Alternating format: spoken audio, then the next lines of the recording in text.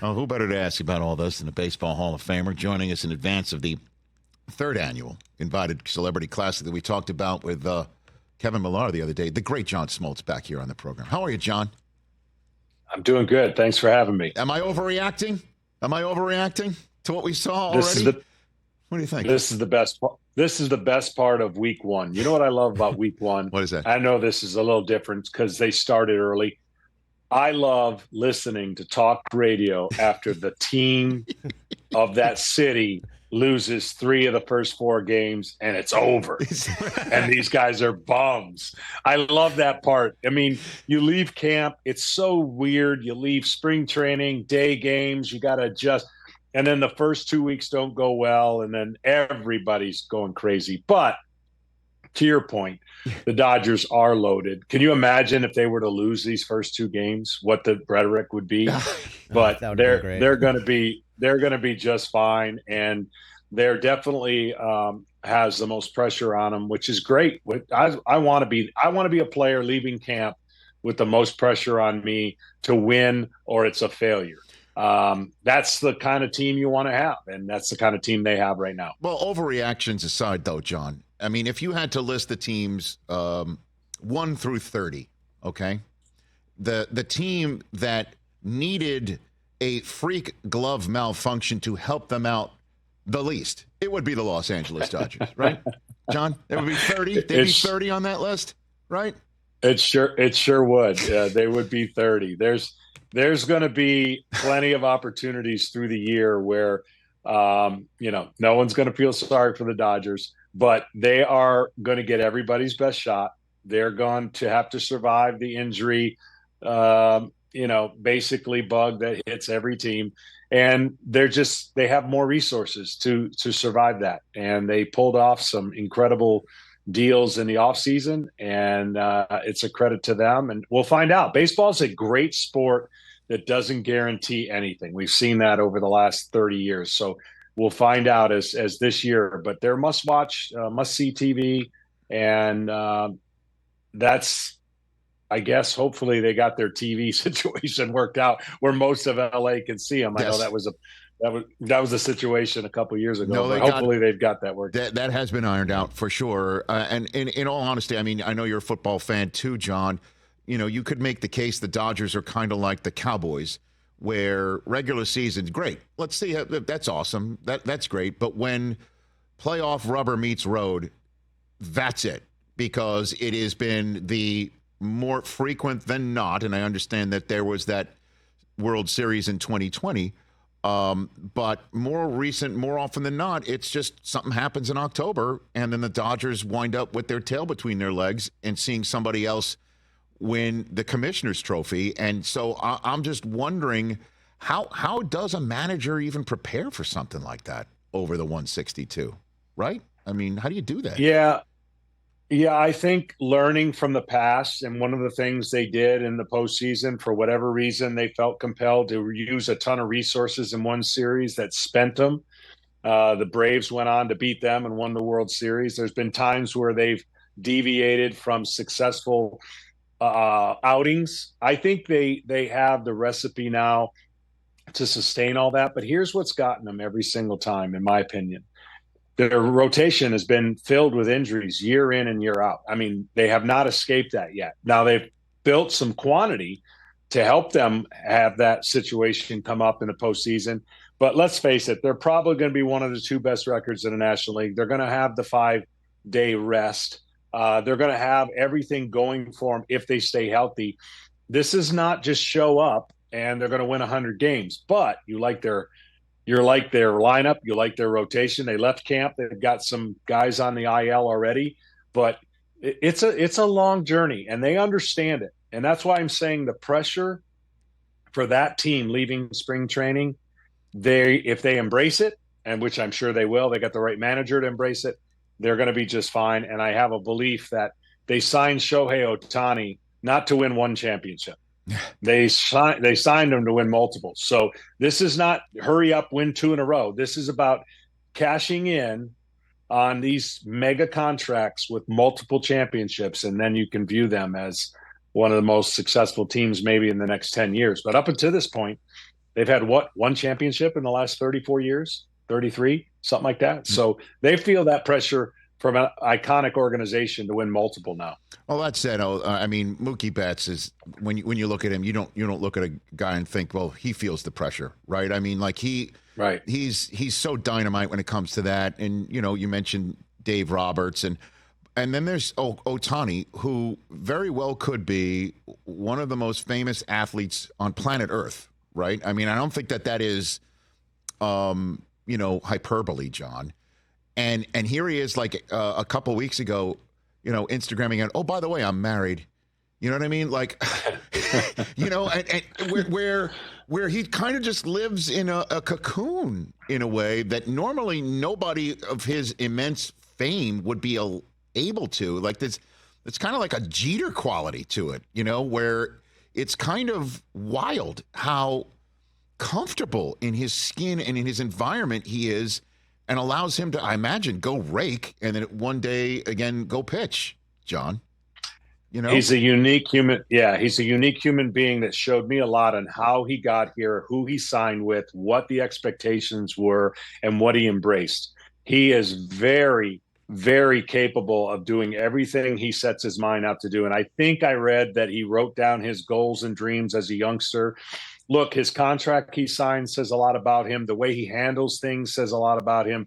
But let's not mistake or kid ourselves. He's under tremendous watch, and every move he makes. So he's handling it better than anybody, I think, of his ilk could. Mm-hmm. And give him the upbringing and what he's done and how he's done it. He's going to make mistakes just because everybody's going to want his time. Everybody needs to see him. But here's the deal. And I think the reason why he's with the Dodgers, I mean, he could have gone anywhere he wanted. He could have gone anywhere he wanted when he first came to Major League Baseball. I think now the world's going to get the chance to see him at the stage they want to see him, and that's in the playoffs. They didn't see him a lot. The East Coast doesn't see him a lot. Now America's going to get to see how incredibly gifted he is, beyond belief, and playing in the playoffs, which is something he has not been doing in majority of his career. Yeah, I don't know if it is like the NFL on Fox, John, but do you know how many Dodger games you have this year? Do you already know this? Do you know your schedule right now?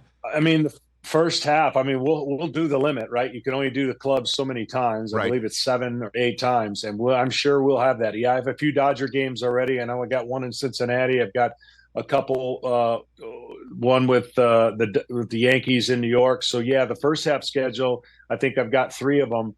But I guarantee in the second half, they may be backloading that to try to make sure that, you see the greatest player on earth doing his thing in Dodger blue. So this is going to be marketing 101 lesson for Dodgers and how they do this. And they do it as well as anybody. And certainly he knows on the back end, even though his contract's backloaded, he's got so many marketing deals. And look, it's good to be Shohei Ohtani. I just hope, my selfish hope is that he's able to learn how to pitch with the second Tommy John and last. I just want to see him last on the mound because he's so gifted.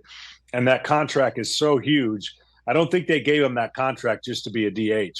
So I think they believe that he's going to be able to be a dynamic pitcher, after this year. What advice would you give him on that?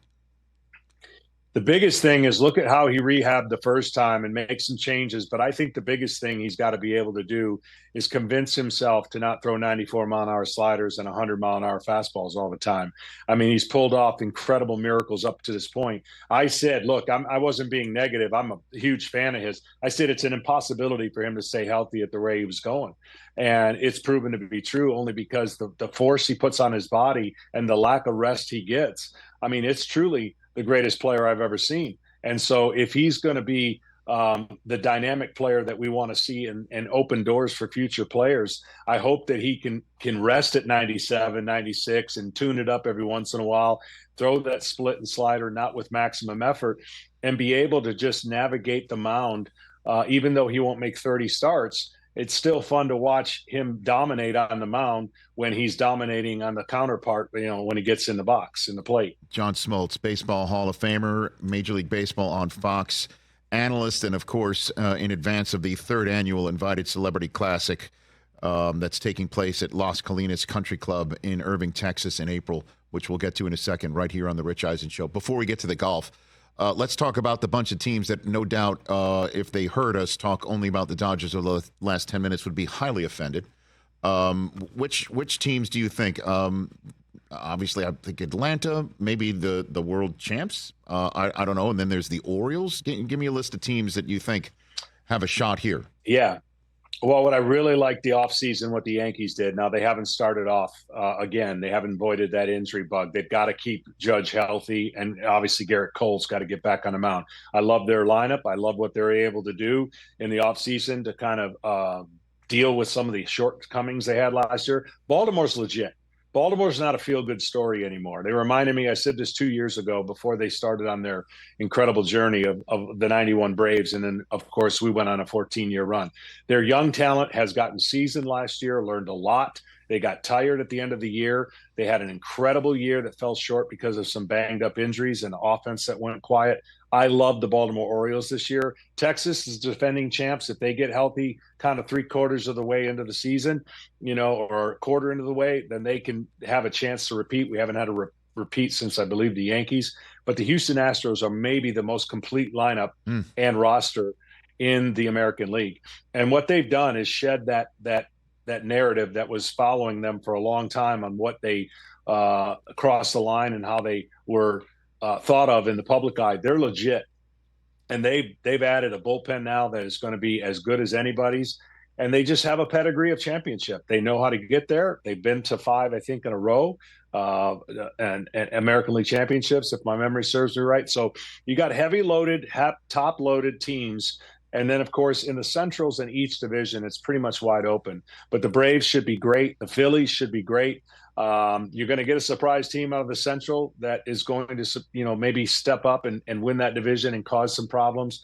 But I think the balances are pretty much in the West in both leagues. And then you've got a couple teams in the rest of the leagues that should fight for the division championship and then possibly the playoff positioning. So I just think the balance of the rotations that have been put together by Baltimore, and of course you got the Braves, if they get Chris Sale to do Chris Sale things, it's going to be a good National League kind of battle as we watch this thing unfold. All right, let's talk about the golf. How's your game?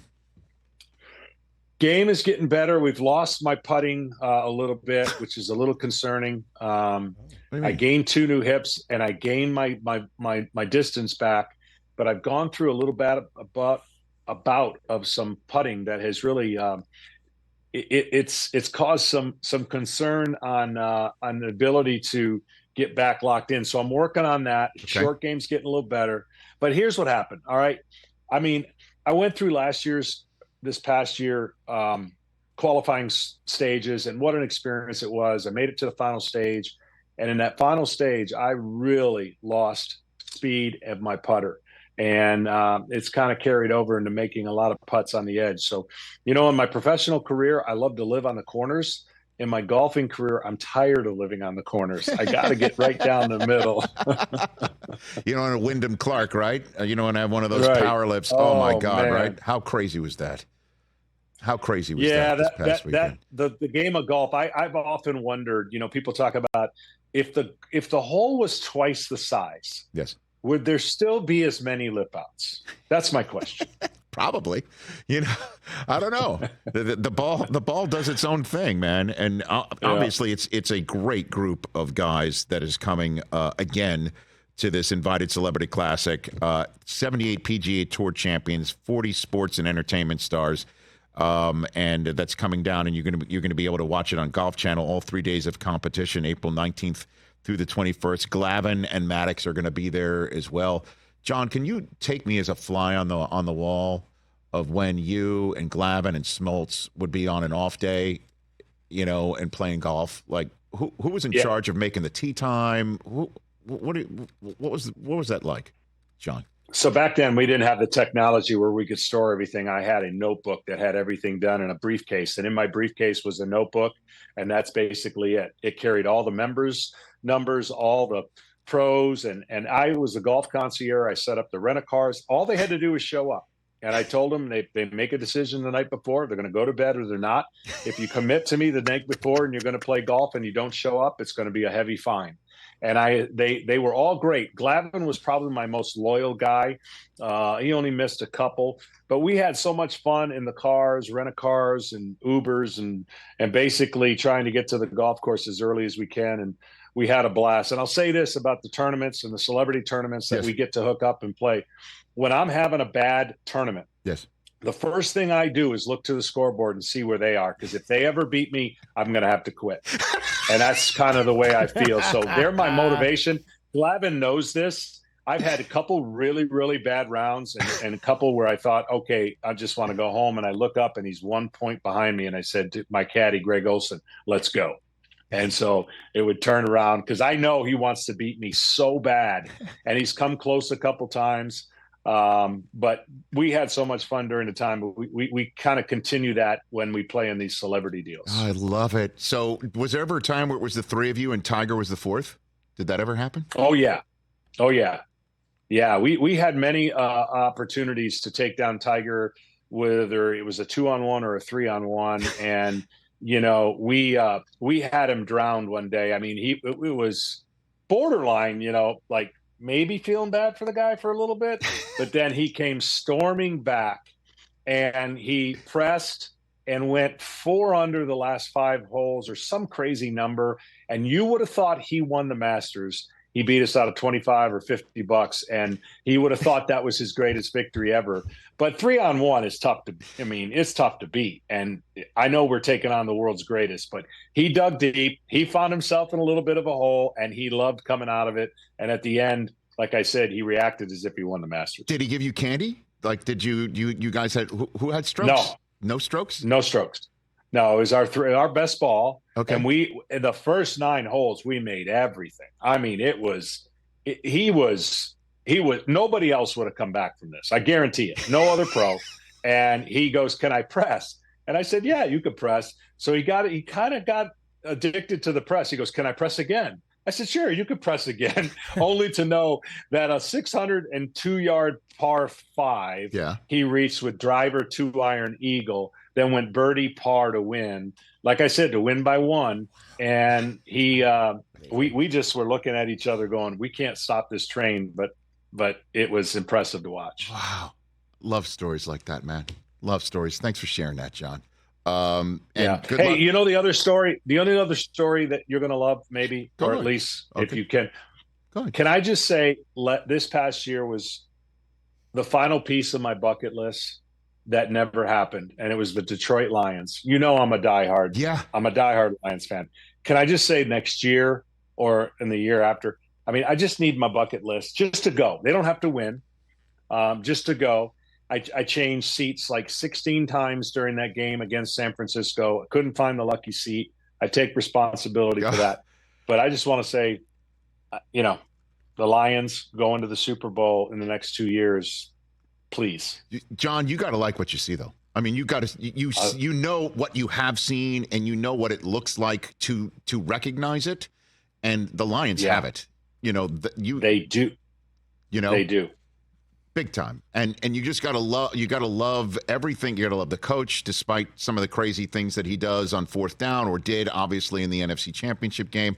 And Amon-Ra St. Brown is one of my favorite players. Obviously, Jared Goff is taking things into his own hands. They're smart in the front office. They're smart on the sidelines. They're smart in between the lines.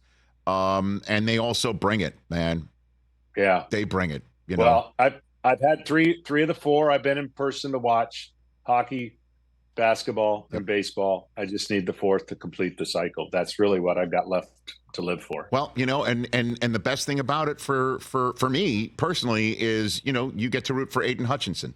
So that's right. That's right. Hey, you got yours last year. Oh, you got yours last year. Oh, I did. You sure did. Were you fine with that? Were you rooting for Washington? You sure you weren't rooting for Washington and Alabama? No. Look, I got my Spartan shirt on, getting ready for the tournament, but I root for Michigan. When Michigan State's, I'm not one of those guys. I know I'll take flack for it, but it's the state. It's the state championship. Anyways, me too. I'm not bitter. And Izzo getting the team in the tournament again. He's awesome. He's just and I picked him to move on against Mississippi State. So we'll see. Good luck to that. And good luck getting your stroke in line the way that you want for the 3rd annual Invited Celebrity Classic. Again, be sure to check it out April 19th through the 21st, live on Golf Channel, all 3 days of competition. Let's do this again, John. Thanks for the time. You got it. My pleasure. Right back at you. That's John Smoltz right here on the Rich Eisen Show, Baseball Hall of Fame. Catch the Rich Eisen Show every single day on the Roku channel, 12 to 3 Eastern, for free.